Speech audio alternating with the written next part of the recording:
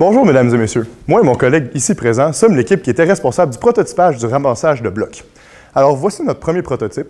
Ce prototype est basé sur deux roues pneumatiques branchées sur des box motors. Ces roues servent à agripper le bac et à l'apporter en dedans. De plus, les bras sont connectés au frame et ont des élastiques qui remplacent des ressorts car nous n'avions pas de ressorts. Et ceux-ci servent à faire bouger les bacs et les ramener. Donc, c'est assez facile de voir que la pince a un grand avantage. Donc, elle permet de pousser les bacs en dehors de la pince. Donc, c'est très avantageux pour l'entrée et pour les power-up.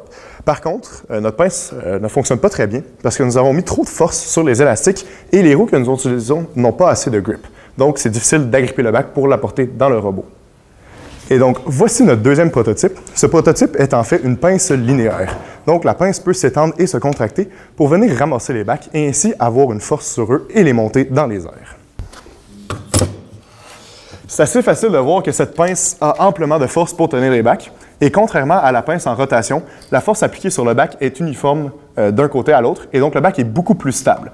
Par contre, cette pince représente un défi technique un peu plus grand que la pince en rotation. Et pour le troisième prototype, celui-ci un peu plus complexe, c'est une pince en rotation. Donc, les deux morceaux de métal s'éloignent pour aller chercher une plus grande distance pour ramasser et se contractent pour pouvoir agripper le bloc et le garder à l'intérieur du robot. Donc, c'est assez facile de voir que la pince a assez de force pour lever le bac, mais un seul petit inconvénient est que si le bac est bougé fortement, le bac va perdre son alignement. Et c'est simple, c'est parce que la pince applique une plus grande force plus loin, car celle-ci est fermée plus proche du bac. Et donc, cette pince est un bon choix, car elle représente assez de force pour manipuler le bac, et elle est assez simple à fabriquer et à utiliser. UDS First, l'organisateur de Robots en Senteur, aimerait remercier l'AGEG et la Fondation Desjardins, ainsi que tous nos autres commanditaires pour leur contribution.